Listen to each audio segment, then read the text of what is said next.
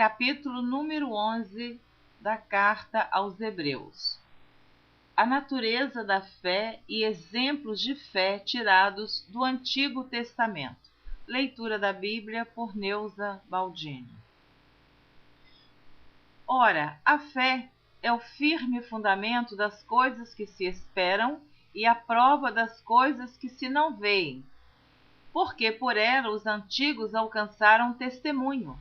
Pela fé, entendemos que os mundos, pela palavra de Deus, foram criados, de maneira que aquilo que se vê não foi feito do que é aparente. Pela fé, Abel ofereceu a Deus maior sacrifício do que Caim, pelo qual alcançou o testemunho de que era justo, dando Deus testemunho dos seus dons, e por ela, depois de morto, ainda fala. Pela fé, Enoque foi trasladado para não ver a morte e não foi achado, porque Deus o trasladara, visto como, antes da sua trasladação, alcançou o testemunho de que agradara a Deus. Ora, sem fé é impossível agradar-lhe, porque é necessário que aquele que se aproxima de Deus creia que ele existe e que é galardoador dos que o buscam. Pela fé, Noé, divinamente avisado das coisas que ainda não se viam, temeu e, para a salvação da sua família, preparou a arca, pela qual condenou o mundo e foi feito herdeiro da justiça, que é segundo a fé. Pela fé, Abraão, sendo chamado, obedeceu, indo para um lugar que havia de receber por herança, e saiu sem saber para onde ia.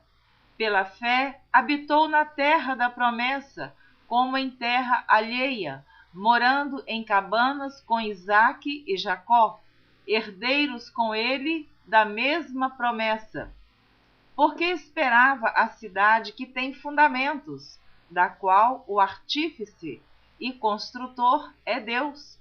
Pela fé também a mesma Sara recebeu a virtude de conceber e deu à luz já fora da idade, porquanto teve por fiel aquele que lhe tinha prometido.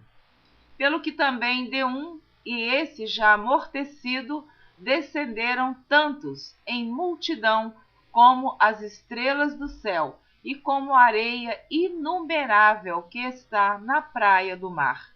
Todos estes morreram na fé, sem terem recebido as promessas, mas, vendo-as de longe e crendo nelas e abraçando-as, confessaram que eram estrangeiros e peregrinos na terra. Porque os que isso dizem claramente mostram que buscam uma pátria. E se, na verdade, se lembrassem daquela de onde haviam saído, teriam oportunidade de tornar. Mas agora desejam uma melhor, isto é, a celestial, pelo que também Deus não se envergonha deles de se chamar seu Deus, porque já lhes preparou uma cidade. Pela fé, ofereceu Abraão a Isaque quando foi provado. Sim, aquele que recebera as promessas ofereceu o seu unigênito, sendo-lhe dito: em Isaque será chamada a tua descendência. Considerou que Deus era poderoso para até dos mortos o ressuscitar. E daí também, em figura, ele o recobrou. Pela fé, Isaque abençoou Jacó e Esaú no tocante às coisas futuras. Pela fé, Jacó, próximo da morte, abençoou cada um dos filhos de José e adorou encostado à ponta do seu bordão. Pela fé, José, próximo da morte, fez menção da saída dos filhos de Israel e deu ordem acerca de seus ossos. Pela fé, Moisés, já nascido, foi escondido 3 meses por seus pais, porque viram que era um menino formoso e não temeram o mandamento do rei.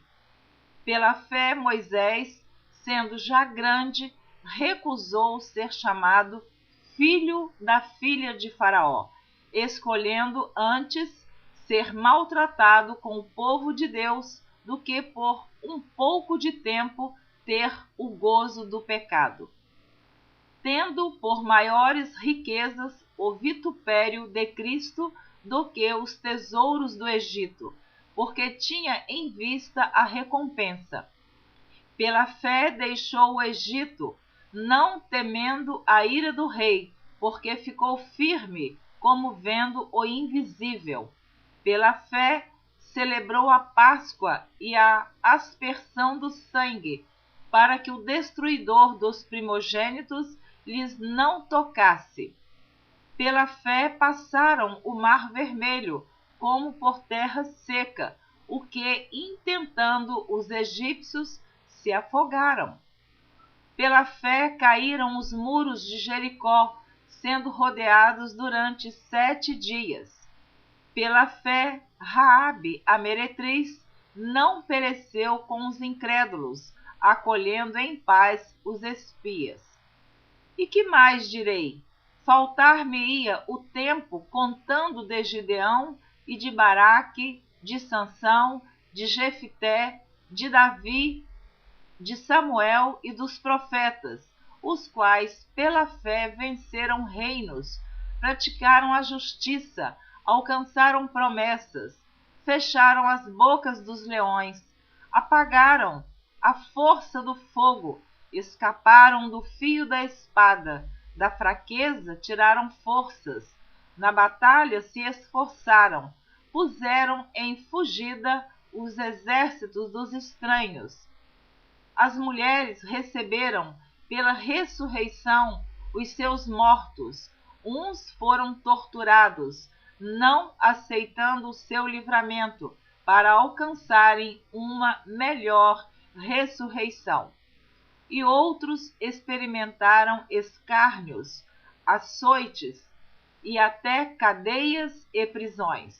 Foram apedrejados, cerrados, tentados, mortos a fio de espada, andaram vestidos de pele de ovelhas e de cabras, desamparados, aflitos e maltratados, homens dos quais o mundo não era digno, errantes pelos desertos e montes e pelas covas e cavernas da terra. E todos estes, tendo tido testemunho pela fé, não alcançaram a promessa, provendo Deus alguma coisa melhor a nosso respeito, para que eles, sem nós, não fossem aperfeiçoados.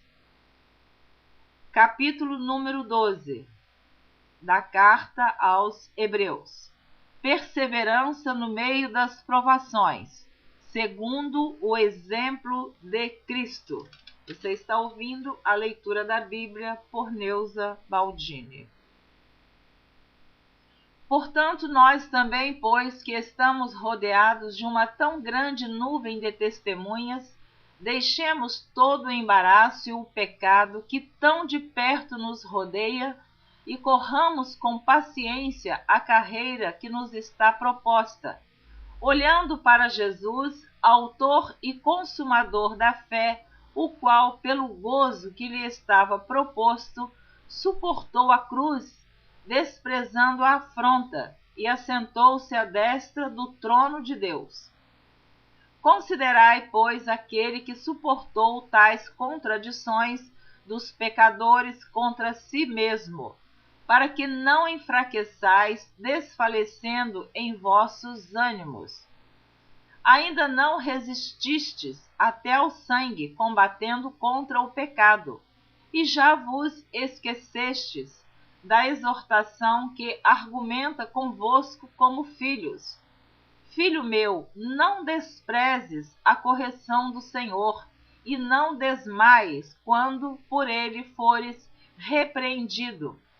Porque o Senhor corrige o que ama, e açoita a qualquer que recebe por filho. Se suportais a correção, Deus vos trata como filhos. Porque que filho há a quem o pai não corrija? Mas se estais sem disciplina, da qual todos são feitos participantes, sois então abastardos e não filhos. Além do que tivemos nossos pais segundo a carne, para nos corrigirem, e nós os reverenciamos. Não nos sujeitaremos muito mais ao Pai dos Espíritos para vivermos? Porque aqueles, na verdade, por um pouco de tempo, nos corrigiam como bem lhes parecia, mas este para nosso proveito, para sermos participantes da sua santidade.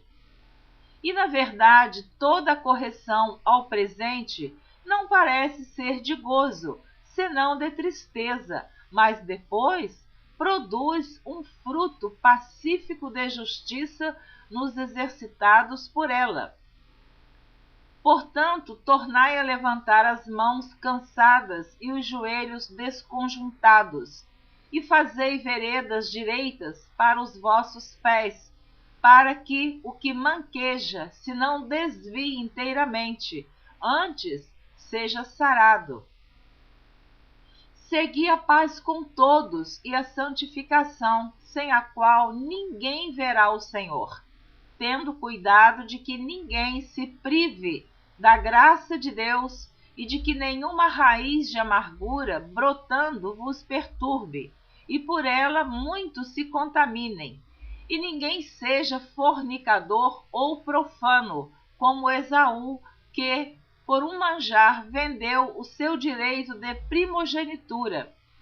Porque bem sabeis que, querendo ele ainda depois herdar a bênção, foi rejeitado, porque não achou lugar de arrependimento, ainda que com lágrimas o buscou.